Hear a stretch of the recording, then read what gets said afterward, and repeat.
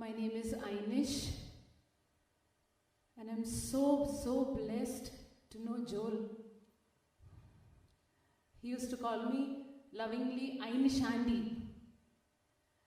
And so I was asking the Lord, Jesus, why did you take the best of best from among us? Jesus, why did you take the best flower from our garden? And so this is what our loving Lord said from Psalm 116 and verses 15. Precious in the sight of the Lord is the death of his faithful ones.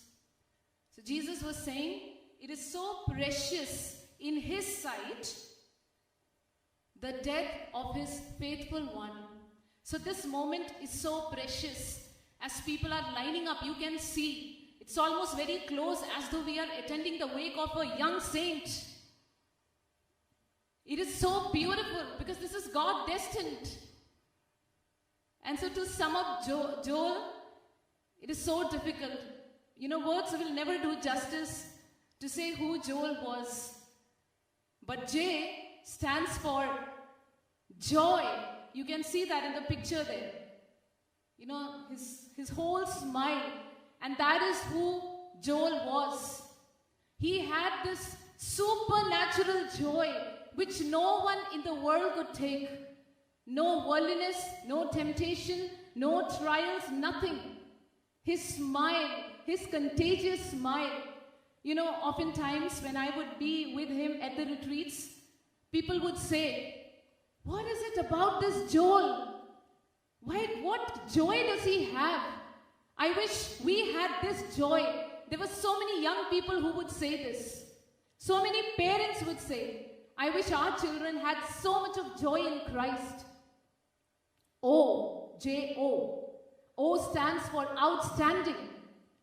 He was an outstanding son. He continues to be one. You must have seen his grandma saying, he used to call his grandma every single day. I personally saw him at his home. He was literally carrying his grandmother in his hands. He wouldn't keep her feet down, and he would carry her all the way to the car. He honored her and loved her so much. An outstanding boy. You know, I just remember one instance which touched my heart as a youth leader. You know, oftentimes we preach, but we learn from others' lives. And this was one instance.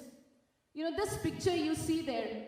It so happened we were ministering in Phoenix, and I was preparing for my next talk, and everybody else was doing the praise and worship. And as I come out of my room, I see a Joel Jijo kneeling down, and he had his team prayer.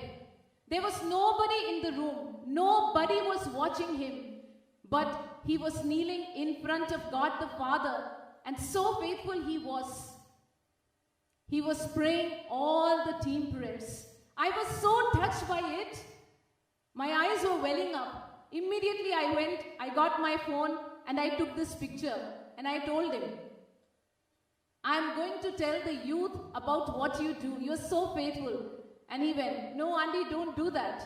But maybe for this day, youth, if you are listening from different parts of the world, when nobody is watching, God honors you. Just like today, Jesus is honoring our beloved Joel. E stands for his energy. He had so much of physical and spiritual energy. I was just thinking, you know, sitting there, what if this was my wake?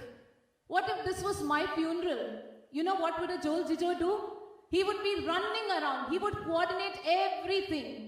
I'm so sure, you know, Saji Achan, Suni Achan, and everybody else, all the DRE or the teachers, everybody would say this about him. Even at home, Laila Chechi was sharing how on the previous night he was sleeping, but he got up and he made sure he served food for the family. He made those chapatis for the family. That is how he was. So energetic and so full of life. He was not the kind who would be huddled up in his bed or in his room. He would be out to serve others. And L, Joel, L stands for love. This 22-year-old, I have known him from 2015. He had so much of love inside of him. You know, most of the youth here, they are thinking like this: Joel is my best friend. But you know what? That is how much Joel loved others. You know, he would always do this, make other people feel special. So I would think Joel loves me the most. You know, a Jenny would think Joel loves me the most. His parents would think Joel loves me the most. This young man showed what, you know, the love of Christ is. His love was so personalized for everyone. I just remember a conversation we always had between each other. You know, 3 or 4 days, if I don't find him, I will call him up and I will ask, Joel, Mone, nee ebadeya? And he would say, Auntie, yan ibadeya? Yan onda, auntie. And so when he went into the waters last week, on the 4th day, we took a boat and we were going around to pray in the waters. And I called on him, Joel, Mone, nee ebadeya kutta? Bhada nee. And on the 4th day, because the whole world was praying, he came out and I felt Joel is saying, Auntie, njan ibadeya, njan onda auntie.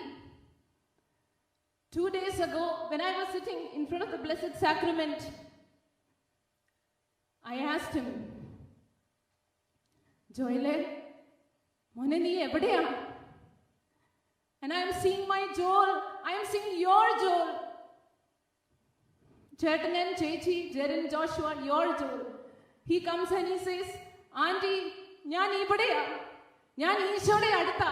Enikku vendi karayenda. Ivide bhayankara sandoshama. Bhayankara nallada. Enikku bhayankara sandoshama. Njan Eeshode koodeyana, auntie. That is why today we are celebrating a Joel Jijo. Avan nammalde koodeyundu. He is with us. And that is why we are praying to Jesus. Lord, this pain we feel, this suffering we who are alive on this earth, we feel today, this must not die down. Because every suffering brings glory. And therefore today, on this altar, around which Joel used to serve Jesus, we pray in the mighty name of Jesus that our Joel will become a saint. We decree and we declare it in the mighty name of Jesus. Amen. And so, in the words of Joel Jijo, I would want to say one thing. Be holy and be on fire. Young people, don't let this fire die down. He lived a life of a saint. He lived his holiness. Let us also, as a tribute, live the life of holiness and love Jesus dearly. Amen.